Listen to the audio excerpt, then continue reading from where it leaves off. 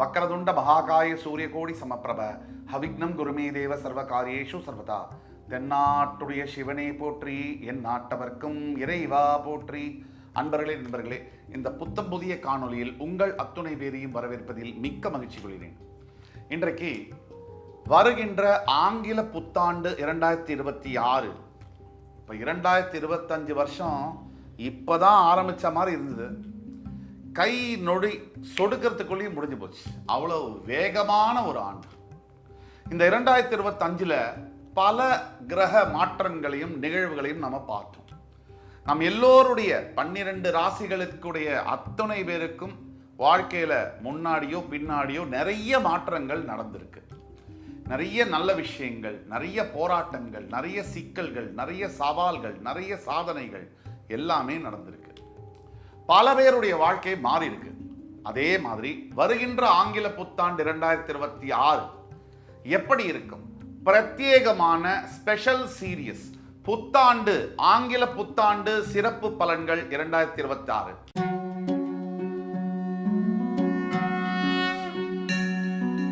இன்றைக்கு ஆங்கில புத்தாண்டு 2026 சிறப்பு தொகுப்பு வரிசையில் நம்ம பேச போகிறது சிம்ம ராசி. வருகின்ற ஆங்கில புத்தாண்டில் 2 பெரிய கிரக மாற்றங்கள் இருக்கு. ஒன்று சனிப்பெயர்ச்சி, இன்னொன்று குரு பயிற்சி. சனிப்பெயர்ச்சியானது வாக்கிய பஞ்சாங்கப்படி கும்பராசியிலிருந்து மீனராசிக்கு சரியாக மார்ச் 6ஆம் தேதி நடக்கவிருக்கிறது. திருநள்ளாறில் அன்னைக்கு தான் சனிப்பெயர்ச்சி. அதே மாதிரி ஜூன் 2ஆம் தேதி மிதுன ராசியிலிருந்து குரு பகவான் பர்மனண்டாக கடகராசிக்கு பெயர்ந்தெடுப்பார். இதுதான் இந்த 2 விஷயங்களும் 12 ராசிக்காரர்களுடைய நம்மளுடைய வாழ்க்கையில் எந்த மாதிரியான மாற்றங்களை கொண்டு வருது அப்படிங்கிறத பற்றி தான் நம்ம பார்க்க போகிறோம். அந்த வரிசையில் இன்னைக்கு சிம்ம ராசி, காலபுருஷ தத்துவத்துக்கு 5ஆம் வீடு சிம்ம ராசி. சூரிய பகவானை அதிபதியாக கொண்ட இந்த வீடு சிறப்பான ஒரு வீடு. சிம்ம ராசியை பொறுத்த வரைக்கும் வாழ்க்கையில் சோதனையும் வேதனையும் அப்படிங்கிறது புதுசு இல்லை. பிறக்கிறதுலேருந்து கடைசி வரைக்கும் முண்டி அடிச்சுட்டு ஜெயிக்கிற ஒரு ராசி. என்ன வேணா நீ அடி, எவ்வளவு வேணா கஷ்டப்படுத்து, மறுபடியும் ஜெயிச்சு காமிப்பேன் அப்படின்னு சொன்னால் அவர் சிம்மம் தான். அது ஆணாக இருக்கட்டும் பெண்ணாக இருக்கட்டும் கர்ஜிக்கக்கூடிய ராசி. பல தோல்விகளையும் பல அவமானங்களையும் சந்தித்து அதுக்கு மேலே வெற்றி போட்டு சிம்மாசனத்தில் அமரக்கூடியது சிம்மம் மட்டும்தான். அந்த வகையில் சிம்மராசிக்கு இந்த ஆண்டு சாதனைகளும் உண்டு, வேதனைகளும் உண்டு. ஆக ஒட்டுமொத்தத்தில் சிம்மராசிக்கு 2026ஆம் ஆண்டு ஒரு மிக்சட் ப்ரெடிக்ஷன்ஸ் உள்ள ஒரு இயர் தான். சிம்மராசியை பொறுத்த வரைக்கும் 2026ஆம் ஆண்டு சனி பகவான் உங்களுக்கு அஷ்டமஸ்தானத்துக்கு போகிறார். மார்ச் 6ஆம் தேதி. இது அஷ்டம சனி காலகட்டங்கள். நம்ம இந்த பொய்யா மேலே கோட்டிங், சுகர் கோட்டிங் போட்டு அழகழகான வார்த்தைகளை சொல்லி இந்த வீடியோவில் டிவியில் சொல்லி இதெல்லாம் நமக்கு எதிர்பார்ப்பும் இல்லை, அது தேவையும் இல்லை. நம்ம என்ன சொல்கிறோன்னா, எது உண்மையோ எது உள்ளதோ அந்த உள்ளதை உள்ளபடி பேசுனா அதனால் நமக்கு வர்றது வரட்டும். நமக்கு வியாபார நோக்கமோ அல்லது மனிதர்கள்ட்ட புகழ் சம்பாதிக்கணும் அப்படிங்கிற எண்ணமோ நமக்கு கிடையாது. அதனால சிம்ம ராசியை பொறுத்த வரைக்கும் 7.5 சனியை விட பாதிப்புகளை ஏற்படுத்தக்கூடிய அஷ்டம சனி காலகட்டம்ன்றது மிகவும் சவாலான காலகட்டங்கள் தான். நம்ம இதை முதல்ல ஒத்துக்கிட்டு தான் ஆகணும். பாசிட்டிவாக பேசுகிறேன்னு ஒரு நோயாளிகிட்ட ஆப்ரேஷன் பண்ணாமலாம் இருக்க முடியாது. பாசிட்டிவ்ங்கிறது வேற. எந்த இடத்துல எந்த பொருளில் எந்த ஏவலில் பாசிட்டிவாக இருக்கணுமோ அப்படி தான் இருக்க முடியும். எல்லாத்துலேயும் பாசிட்டிவாக நம்ம இருக்க முடியாது. ஒரு யதார்த்தத்தை நம்ம அக்செப்ட் பண்ணி தான் ஆகணும்.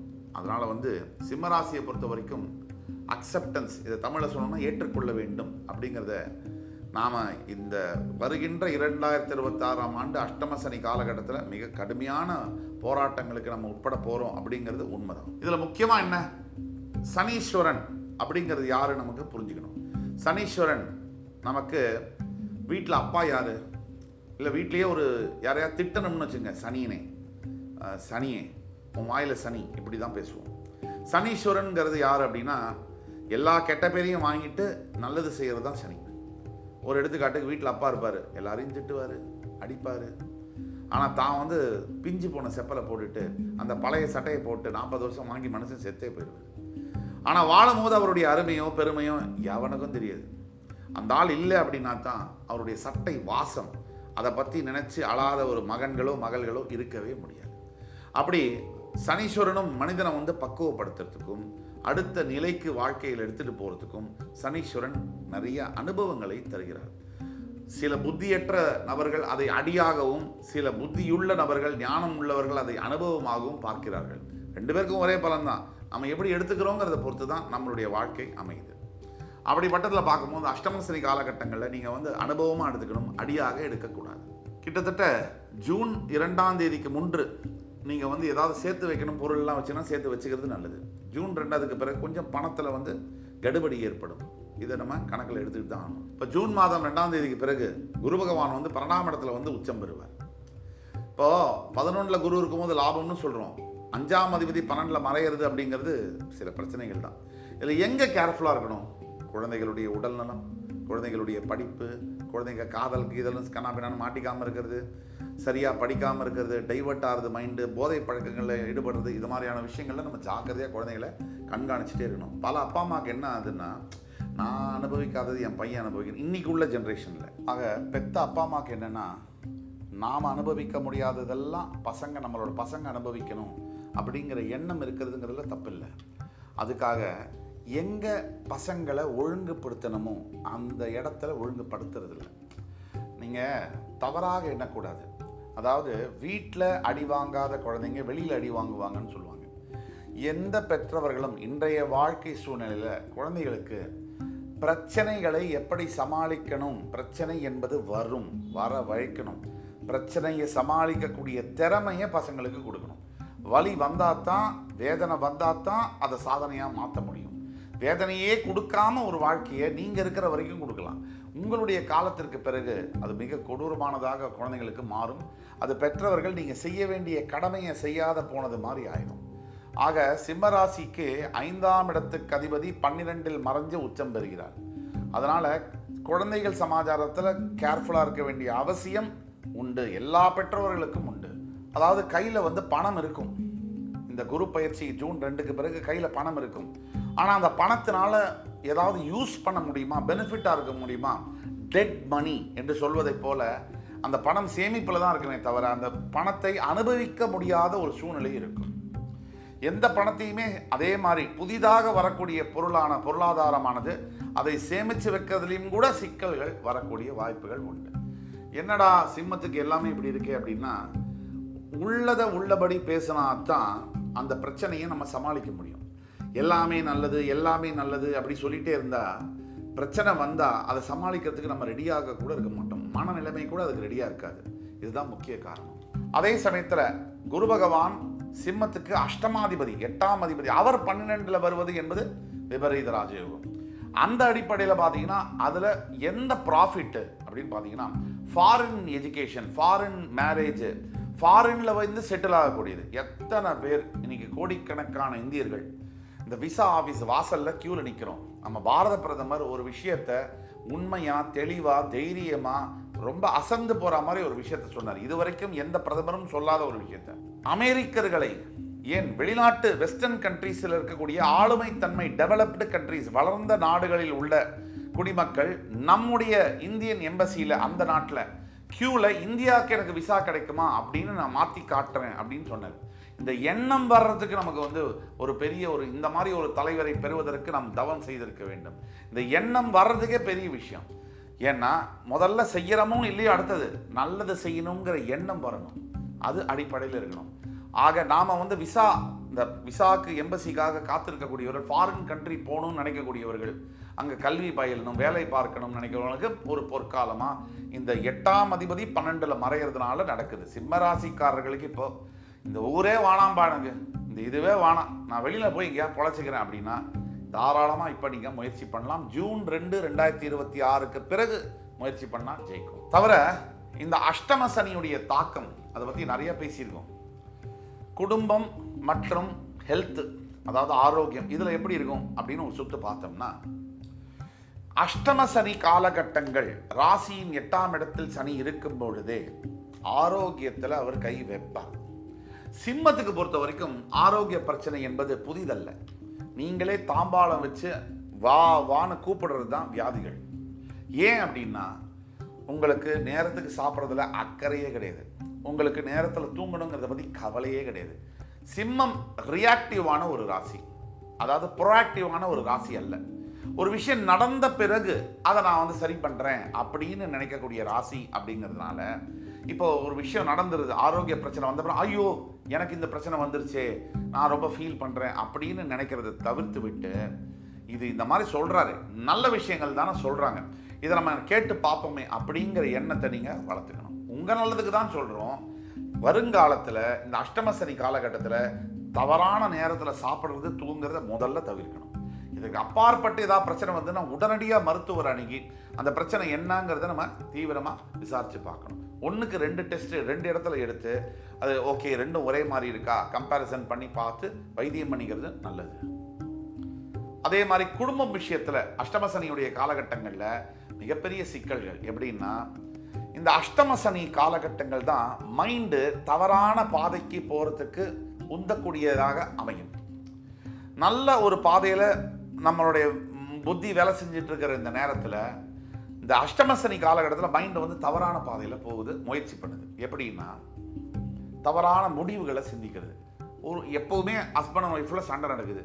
ஒரு நாள் அந்த கணவனுக்கு தோணுது, இன்னைக்கு சண்டை போட்டால் இந்த வார்த்தையை சொன்னால் இவளை சும்மா விடக்கூடாது, இவளை வீட்டை விட்டு வெளியில் அனுப்பணும், இல்லை நாம் வீட்டை விட்டு சொல்லாமல் கொள்ளாமல் வெளியில் போகணும். இந்த சிந்தனை திடீர்னு ஏன் வரணும்? நேரம். விநாச காலே விபரீத புத்தி. நமக்கு நேரம் சரியில்லைன்னா நம்ம எண்ணங்களும் சரியா இல்லை. இதனால தான் எப்போவுமே நடக்கிற சண்டையில் கூட ஒரு நாள் அந்த பிரிவு என்பது ஏற்பட்டு விவாகரத்து வரைக்கும் அதை தூக்கிட்டு போகுது. இதை நீங்கள் அலர்ட்டாக புரிஞ்சிக்கணும். கான்ஷியஸாக உங்களுக்கு இந்த அவேர்னஸ் வந்து இருக்கணும். நீங்கள் வந்து இது மாதிரி நமக்கு நேரம் சரியில்லை, இந்த நேரத்தில் எவ்வளோ கோவம் வந்தாலும் ஒரு டம்ளர் தண்ணியை குடிச்சிட்டு நேராக வெளியில் வீட்டை விட்டு போயிட்டு 3 மணி நேரம் 4 மணி நேரம் கழிச்சு சத்தம் இல்லாமல் வந்து படுத்துக்கிறது நல்லது. ஏன்னா ஏதாவது வாக்குவாதம் பண்ணால் அது அப்படியே பெருசாகிட்டே போகும். சின்ன விஷயங்கள் தான் இன்றைய அளவில் குடும்பங்களை பிரிக்கிறது. பெரிய விஷயங்கள் அதை பற்றி யாரும் கண்டுக்கிறது இல்லை. சின்ன விஷயம், பெரிய விஷயங்கள்னா என்ன? குழந்தையுடைய எதிர்காலம், நம்ம பெத்த குழந்தைங்க, அதை பற்றி யாரும் கவலை இல்லை. நம்மளோட ஈகோ, நம்மளை இப்படி சொல்லலாமா, என்ன இப்படி பேசலாமா, இதுதான் முக்கியமாக இருக்குது. இதை தவிர்த்து இந்த மாதிரி கஷ்ட காலகட்டங்களில் ஸ்ட்ராங்காகவும் பொறுமையாகவும் இருப்பது அவசியம். முக்கியமான ஒரு வேண்டுகோள், சிம்மராசி என்பர்கள் இந்த மாதிரி காலகட்டத்தில் அடுத்த ஆண்டு ஃபஸ்ட்டு 5 மாதம், அடுத்தது ஜூன் 2லேருந்து ஒரு 6-7 மாதம், இதில் வந்து எல்லா பொறுப்பையும் நீங்கள் முதல்ல ஏற்றுக்கக்கூடாது. எது? ஜூன் 2க்கு பிறகு எல்லா பொறுப்பையும் தலை மேலே போட்டுக்கக்கூடாது. அப்படி போட்டுக்கிட்டா அதில் சுமைகள் அதிகமாகி செய்ய முடியாத மாதிரியான வாக்கு காப்பாற்ற முடியாத சூழ்நிலைகள் வரும். முதல் 5 மாதம் இந்த பிரச்சனை இல்லை, அடுத்த 7 மாதம் இந்த பிரச்சனை இருக்குது. இப்போது குரு ஜூன் 2க்கு பிறகு, அதாவது மிதுனத்திலிருந்து கடகத்துக்கு பெயர்ந்த பிறகு அவர் உங்களோட 4ஆம் இடம், 6ஆம் இடம், 8ஆம் இடத்தை பார்க்கலாம். இந்த குரு பார்வை சிம்ம ராசியின் 4ஆம் இடத்து மேலே விழும்போது, ராசியுடைய 4ஆம் இடத்துல விழும்போது பதவிகளில் உயர்வு கிடைக்கக்கூடிய வாய்ப்புகள், அதாவது ப்ரமோஷன், அதாவது with incentive, bonus, salary structure, சம்பளமே வந்து உயர்வாகக்கூடிய வாய்ப்புகள்லாம் உண்டு. அது நல்லது தானே அப்படின்னு நினச்சோம்னா அந்த காலகட்டத்தில் அந்த நல்லதோடு சேர்ந்து என்ன வருது அப்படின்னா, அந்த ப்ரமோஷனோட சேர்ந்து அதிக பலுவும் வரும், வேலைப்பாடும் வரும். அப்போ என்ன ஆகுதுன்னா அது சுமையாகவும் மாறும். உடம்புல மனசில் ஸ்ட்ரெஸ்ஸை அதிகப்படுத்தக்கூடிய வாய்ப்புகள் அதிகமாக இருக்குது. அப்படின்னா இது ப்ரமோஷன் வந்துருச்சேன்னு நினச்சி சந்தோஷப்படுறதா, இல்லை இதுக்கு மேலே தொல்லையும் பொறுப்பும் அதிகமாகிடுச்சேன்னு நினச்சி கவலைப்படுறதா அப்படிங்கிறது நீங்கள் பார்க்குற பார்வையை பொறுத்து இருக்குது. எல்லாமே தற்காலிகம்தான். இந்த பிரச்சனை அத்தனையும் தற்காலிகம்தான். லாங் டேர்மில், நீண்ட தூர பயணத்தில் உங்களுக்கு இதெல்லாம் நல்லதாக மாறும். அது வரைக்கும் உங்களுடைய பொறுமை என்பது அவசியம். அதே மாதிரி குரு பார்வை உங்களுடைய ராசியின் 6ஆம் இடம் என்று சொல்லக்கூடிய மகர ராசி மேலே விழுவதனால இந்த நேரம்தான் எங்கேயாவது இந்த ப்ரீஎம்ஐ கட்டுறது, சின்ன சின்ன கடன்களை வந்து கட்ட முடியும், முடிச்சிட முடியும்னா கண்ணில் கருப்பு ரிப்பனை கட்டிட்டு முடிச்சிருங்க. இதை வந்து தொடர்ந்து பண்ணால் மிகப்பெரிய பிரச்சனை. இதுதான் சான்ஸ். ஜூன் 2க்கு பிறகு தயவு கூர்ந்து சின்ன சின்ன கடன்கள் சின்ன சின்ன தொகையாக கொஞ்சம் கொஞ்சமாக கட்டி முடிச்சிருங்க. கையில் பைசா இருக்கேன்னு புதுசாக ஏதாவது வாங்கலாமான்னு போகாதீங்க. அதெல்லாம் வேண்டி கேட்டுக்கிறோம். ஏன்னா இன்றைக்கி நம்மளை சுற்றி என்ன இருக்கு? விளம்பரங்கள் இருக்குது. நாம் காசு சம்பாதிக்கிறோம் அப்படிங்கிறத புரிஞ்சுக்கிட்டு நம்மளை சுற்றி நகை, துணி, ஃபோனு, அந்த கன்சியூமர் டியூரபிள் எதை ஆளால் நம்மளை வந்து என்ன அது பிச்சு பிச்சு திங்கிற மாதிரி நம்மளை சுற்றி விளம்பரங்கள் இருக்குது. அது அத்தனை விளம்பரங்கள்லையும் நம்ம சபலப்படாமல் மனசை ஒருநிலைப்படுத்தி இதை தான் செய்யணும் லைஃப்பில், இந்த பாதையில் தான் செலவழிக்கணும் அப்படின்னு நம்ம புத்தி என்ன பண்ணுறாங்க? பிரெயினை வந்து வாஷ் பண்ணிடுறாங்க. எப்படி பண்ணுறாங்க? கண்ட்ரோலில் எடுத்துக்கிறாங்க. இது நீ வாங்கி தான் ஆகணும், இந்த படத்தை நீ இந்த இடத்துல போய் பார்த்து தான் ஆகணும், இந்த துணியை நீ வாங்கி தான் ஆகணும், இந்த ஷூவை நீ போட்டு தான் ஆகணும், இந்த ஹோட்டலில் நீ சாப்பிட்டு தான் ஆகணும். இப்படி நம்மளை சுற்றி விளம்பரங்கள் நம்மளை கொஞ்சம் கொஞ்சமாக தின்னுக்கிட்டே இருக்கு. இந்த விளம்பரங்கள்லேருந்து தப்பிச்சு நமக்கு எது தேவை, எது நீடு, வாண்ட் அப்படின்னா நமக்கு எல்லாமே வேணும் தான், ஆனால் தேவை எது, அந்த வித்தியாசத்தை புரிந்து வாழ பழகிக்கொள்ள வேண்டும். வாழ்க்கை என்பது அனுபவிப்பதற்கே. ஆனால் எல்லா நேரங்கள்லையும் எல்லா விஷயத்தையும் அனுபவிச்சுக்கிட்டே இருந்தோம்னா அதுவே மிகப்பெரிய ஆபத்து. அனுபவிக்கிறதுங்கிறது வாழ்க்கையில் 20% இருக்கணும். 80% உழைப்பு, சிந்தனை, தெளிவான சிந்தனை, சாக்ரிஃபைஸு, ஆன்மீகம், பக்தி, இப்படி பல விஷயங்கள் இருக்கு. அனுபவிக்கணும், அது கொஞ்சம் அனுபவிச்சுக்கணும். எல்லாத்தையும் அனுபவிச்சா நாளைக்கு ஏதாவது பிரச்சனைன்னு வந்தா நம்ம ஒழிஞ்சிடுவோம். இதை நினைவில் வச்சு செயல்படணும். அடுத்து உங்களுடைய 8ஆம் இடம் என்று சொல்லக்கூடிய மீனராசி, இதுதான் மிகப்பெரிய ஒரு டர்னிங் பாயிண்ட். அதாவது உங்களுக்கு அஷ்டம சனி, மீனத்துல சனி வந்ததுனால அஷ்டம சனி. இதில் பாருங்க, ஜூன் 2ஆம் தேதிக்கு பிறகு இந்த அஷ்டம சனியை குரு பகவான் பார்க்கிறார். ஒரு வருஷத்துக்கு குரு பகவான் பார்வையில் இருக்கிறதுனால கரெக்டா உங்களுக்கு மார்ச் 6லேருந்து ஜூன் 2 வரைக்கும் ரொம்ப கேர்ஃபுல்லா இருக்கணும். அஷ்டம சனியுடைய தாக்குதல் இருக்கும். ஜூன் 2க்கு பிறகு ஒரு வருஷத்துக்கு குரு பார்வை சனி மேல விழுகிறதுனால அந்த அஷ்டம சனி தாக்கம் என்பது இருக்காது. குரு பார்வை கோடி நன்மை. ஜூன் 2, மார்ச் 6லேருந்து ஜூன் 2 வரைக்கும் கவனமாக இருக்கணும். ஜூன் 2க்கு பிறகு உங்களுக்கு இந்த குரு பார்வை விழுகிறதுனால உங்களை யாரும் ஒன்றும் பண்ண முடியாது. எல்லாத்தையும் குரு காப்பாற்றுவார். இது எப்படின்னா, ஒரு பிரச்சனை வரும், வந்து அதுலேருந்து நீங்கள் மீண்டு வருவீங்க. பிரச்சனையே வராமல் இருக்காது. அஷ்டம சனி தன்னுடைய கர்மாவை செய்வார், என்ன பிரச்சனையை தருவார். ஆனால் அந்த பிரச்சனையை வந்து குரு பகவான் உங்களை காப்பாற்றி கூட்டிகிட்டு வருவார். அந்த பிரச்சனையே உங்களுக்கு ஒரு பாசிட்டிவாக, அதில் ஒரு லாபம் வரா மாதிரியான அமைப்பை குரு பகவான் ஏற்றி தருவார். எப்படின்னா, ஒரு வண்டியை ஓடிட்டே போகிறீங்க, உங்கள் வண்டி இன்னொரு வண்டி மேலே சரியாக ஒராசிருச்சு, ஒரு தகராறு நடக்குது. பார்த்தீங்கன்னா அந்த எதிர்க்க வந்த வண்டி நபர் பெரிய ஒரு தொழிலதிபர், உங்களுக்கு ஒரு வேலையை போட்டு கொடுத்து, இது ஒன்றும் கவலைப்படாதீங்க, இப்படியா நீங்கள் இந்த வேலை செய்கிறீங்களா அப்படின்னு அந்த விஷயமே நெகட்டிவான விஷயம் பாசிட்டிவாக மாறக்கூடிய விஷயங்கள் நடக்கும். அதுதான் விபரீத ராஜயோகம். அதே மாதிரி கடனை வந்து அடைக்கிற நேரம் இது, கடன் எடுக்கிற நேரம் இல்லை. இது நல்ல கவனத்தில் நீங்கள் வச்சுக்கணும். சனியுடைய தாக்கம் கொஞ்சம் இருக்கும். வெளியில் தேவையில்லாமல் சுற்றுறது, தேவையில்லாதவங்கள்ட்ட தேவையில்லாத விஷயங்களை ஃபோனில் பேசிகிட்டே இருக்கிறது. இந்த ஃபோனில் நம்ம நிறைய நேரம் பேசுகிறவங்களை நீங்கள் பார்த்தீங்கன்னா அவங்க சிஇஓவாவோ பிஸ்னஸ் பீப்புளாவோ இருக்கவே மாட்டாங்க. மிகப்பெரிய வியாபாரத்தை செய்யக்கூடியவர்கள், மிகப்பெரிய சாதனை புரியக்கூடிய சினிமா தொழில் இருப்பவர்கள், மிகப்பெரிய அரசியல் தலைவர்கள், இவங்களோட ஃபோன் கான்வர்சேஷன்லாம் நீங்கள் பார்த்தீங்கன்னா 1 நிமிஷத்துலேருந்து 5 நிமிஷத்துக்கு மேலே இருக்காது. இந்த ஒன்றுமே இல்லாமல் வெட்டியாக தெரிகிறவங்களோட ஃபோன் கான்வர்சேஷனை பார்த்தீங்கன்னா 250 நிமிஷம், 350 நிமிஷம். என்னடா பேசணும்னு கேட்டிங்கன்னா எதுவுமே தெரியாது. இதுவே அடையாளம். அதனால பேச்சை குறைச்சி செயலை அதிகப்படுத்த வேண்டிய நேரம் அஷ்டம சனி காலகட்டம். இந்த உறவுகள் பற்றி, திருமணம் பற்றி இதெல்லாம் எப்படி இருக்கும் அப்படின்னு பார்த்தீங்கன்னா, அஷ்டம சனி காலகட்டத்தில் கண்டிப்பாக காதலை வந்து திருமணமாக மாற்றக்கூடிய வேலைகள்லாம் செய்வார். அதில் சண்டைகளை உருவாக்குவார். அதில் தானே நமக்கு இழப்புகள்லாம் வரும். நம்ம அப்பா அம்மா அவமானப்படுறது, அவங்க அப்பா அம்மா அவமானப்படுறது, 2 பக்கமும் சண்டை பண்ணுறது, இதெல்லாம் நடக்கும். இது காதல் திருமணமாக மாறும். இங்கே தான் கவனமாக இருக்கணும். அதிகப்படியாக வார்த்தையை விடுறது, அதிகப்படியாக வந்து கோபப்படுறது, இதெல்லாம் எதிர்மறையான விளைவுகளை கொண்டு வரும்.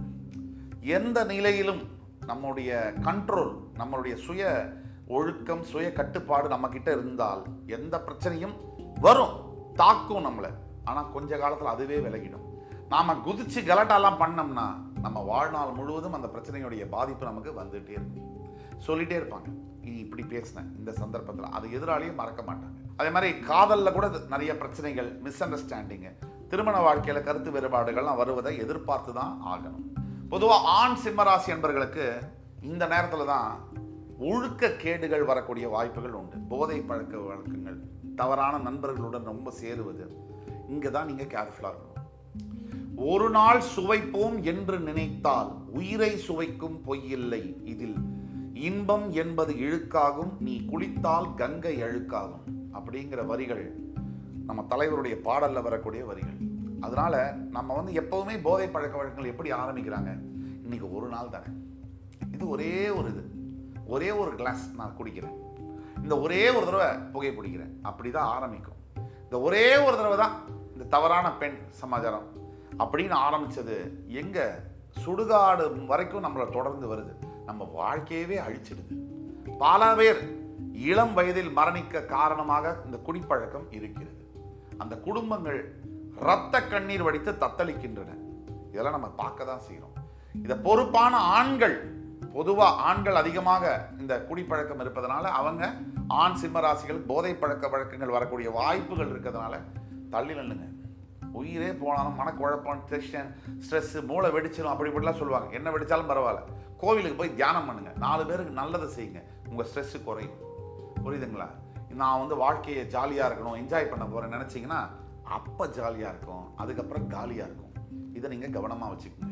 ராகு பயிற்சி வேற இந்த வருகின்ற ஆங்கில புத்தாண்டோட இறுதியில் வர்றதுனால இந்த சனி ராகுவுடைய தாக்குதல்கள் அதிகமாக இருக்கக்கூடிய வாய்ப்புகள் இருக்குது. ராகு வந்து சிம்மத்துக்கு 6ஆம் இடத்துக்கு வந்துடுவார். அதனால் கொஞ்சம் ஜாக்கிரதையாக இருக்கணும். எப்போவுமே நீங்கள் வந்து கொஞ்சம் யோசித்து செயல்படணும். சிவன் வழிபாடு தான் முக்கியம் உங்களுக்கு. ஒவ்வொரு ஞாயிற்றுக்கிழமை தோறும் சிவன் வழிபாடு, சிவ ஆலயங்களில் நல்லெண்ணெய் தீபம் ஏற்றுவது, அதே மாதிரி தான தர்மங்கள். சிவபெருமானுக்கு பிடிச்சது, சனீஸ்வரனுக்கு பிடிச்சது, தர்மகாரகனுக்கு பிடிச்சது தர்மங்கள். அந்த தர்மம் உங்களால் முடிஞ்ச உதவி, 4 உணவு பொட்டலம் கஷ்டப்படுறவங்களுக்கு கொடுங்க. இந்த தேவையில்லாத குடிப்பழக்கம் எவ்வளவோ செலவழிக்கிறீங்க. ஒரு 4 பேருக்கு ஒரு சாப்பாட்டுக்கு உதவி பண்ணால் தப்பா ஐயா? அதை பண்ணுங்க. நிறைய நீங்கள் தான தர்மங்கள் உங்களுடைய வாழ்க்கையை அனுபவிக்கிற அதே நேரத்தில் அதுலேருந்து ஒரு 100 ரூபாய் 30 ரூபாய் நல்லது செய்யுங்களேன். 70 ரூபாய் நீங்கள் என்ன விருப்பமோ செய்யுங்க. இதை செய்ய ஆரம்பிக்க உங்கள் வாழ்க்கையில் எவ்வளோ மாற்றங்கள் வருது, எவ்வளோ சந்தோஷம், உள்ளுணர்வு வருதுன்றதை நீங்கள் பாருங்கள். அடுத்தவங்களுக்கு நல்லது செஞ்சு அவங்க அதில் பயனடைஞ்சு சிரிக்கும் போது, அதை பார்க்கும் போது அந்த சிரிப்பில் கண்டிப்பாக நம்ம கடவுளை பார்க்க முடியும். இது சத்தியம். ஒரு தடவை முயற்சி பண்ணி பாருங்கள். அதே மாதிரி சிம்மராசிக்காரர்கள் ஒரு நாக பிம்பத்தை வீட்டில் வச்சு பூஜை பண்ணுறது இந்த ஆண்டு ரொம்ப நல்ல பலனை தரும். சிவனுக்கு அபிஷேகம் செய்வது, பால் அபிஷேகம் செய்வது, முடிந்தால் திருநாகேஸ்வரம் சென்று அங்கே கர்ப்பகிரகத்தில் இருக்கக்கூடிய நாகநாத சுவாமிக்கு அபிஷேகம் செய்வதெல்லாம் நல்ல பலனை தரும். முக்கியமாக அஷ்டமசனி காலகட்டத்தில் சிம்மராசி என்பர்கள் தினமும் தியானம் செய்தல் வேண்டும். கண்டிப்பாக தியானம் செய்ய வேண்டும். மனதை வந்து ரொம்ப லயிச்சு ஒருநிலைப்படுத்தி தியான பழக்கத்தில் இந்த தியானமே உங்களை எல்லா விதமான பிரச்சனைகள்லேருந்து காப்பாற்றும். இந்த தியானத்துடைய சக்தி செய்ய தான். ஒரு 90 நாள் தியானம் செஞ்சு பாருங்க. அதுக்கப்புறம் உங்களுடைய வாழ்க்கையுடைய பாதையே வேற மாறும். என்ன மந்திரத்தை சொல்லி தியானம் செய்வது? ஓம் நமோ நாராயணாய நமக, ஓம் நம சிவாய. இது நீங்கள் பெருமாள் பக்தராக இருந்தாக ஓம் நமோ நாராயணாய, சிவபக்தனாக இருந்தாக ஓம் நம சிவாய. இதை செய்யுங்க போதும். பெரிய மந்திரங்கள் தெரியுன்ற அவசியம் இல்லை. தெய்வத்தை உணரத்துக்கு நம்ம பக்தி தான் தேவையே தவிர மந்திரங்கள் அடுத்தபடி. நம்ம உண்மையான பக்தி இருந்தால் கண்ணப்ப நாயனார் கூட 63 நாயன்மார்களை ஒருத்தர் ஆனார். அந்த மாதிரி ஆக முடியும். உண்மையான பக்தியை மட்டும்தான் கடவுள் ஏற்றுக்கிறார். இப்போ ஒட்டுமொத்த பலன்கள் அப்படின்னு பார்க்கும்போது தொழில் வேலைகளில் புதிய பலன்கள், அதாவது புதிய பொறுப்புகள், புதிய வேலை வாய்ப்புகள், பெரிய பொறுப்புகள், இதெல்லாம் நம்ம பார்க்கணும். வருமானம் அப்படின்னு பார்க்கும்போது வருமானம் அதிகமாக வருவது உண்டு. ஆனால் சேமிப்பு என்பது குறையும், செலவுகள் அதிகமாகும். குடும்பம் அப்படின்னு பார்க்கும்போது நிறைய பொறுமைகள் இருக்க வேண்டும். அதே மாதிரி பொறுப்புகள் நிறைய சேரும். பொறுப்புகளோடு சில சிரமங்களும் வந்தாலும் பொறுத்து இருக்க வேண்டும். திருமணம், உறவுகள், இந்த மாதிரி விஷயங்கள்ல சோதனையான காலகட்டங்கள். எளிமையா பொறுமையா கடமையை செஞ்சா உங்களோட வாழ்க்கை நிம்மதியா இருக்கும். அது மாதிரி உறவுகள்லையும் அதே மாதிரி தான். கல்வி, அந்த மாதிரி விஷயங்கள்ல மேன்மை காணப்படும். நிறைய சிறந்த கல்வி, பிடிச்ச கல்வியை பிடிச்ச இடத்துல படிக்கக்கூடிய வாய்ப்புகள்லாம் கிடைக்கும். ஆரோக்கியத்தில் பார்த்தீங்கன்னா நரம்பு சம்பந்தப்பட்ட பிரச்சனைகள் வரக்கூடிய வாய்ப்பு உண்டு. சோர்வாக இருக்கும், மனசும் சரி உடம்பும் சரி.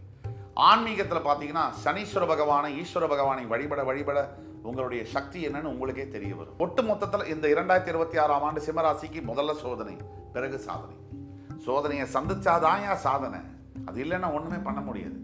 யார் வந்து கஷ்டப்படுறானோ அவனால தான் வந்து மிகப்பெரிய விஷயங்களை சாதிக்க முடியுது. அதில் வந்து மாற்று கருத்து இருக்க முடியாது. ஆக சிம்மராசி சாதனைக்கு பெயர் போன உங்களுக்கு இது சொல்லி புரியணுங்கிற அவசியம் இல்லை, உங்களுக்கே தெரியும். அப்போ சிம்மராசி அன்பர்களுக்கு வருகின்ற ஆங்கில புத்தாண்டு அற்புதமான ஆண்டாக அமைய எல்லாம் வல்ல முருகப்பெருமானை வேண்டி அமைகிறேன். இந்த எபிசோடு உங்களுக்கு பிடிச்சிருக்கும்னு நம்புறேன். அடுத்து வரும் காணொலியில் வேறொரு சந்தர்ப்பத்தில் மறுபடி என் அருமை சிம்மராசி நேயர்களை சந்திக்கும் வரை உங்களிடமிருந்து விடைபெறுவது உங்கள் சுபாஷ் பாலகிருஷ்ணன். நன்றி, வணக்கம், வாழ்க வளமுடன்.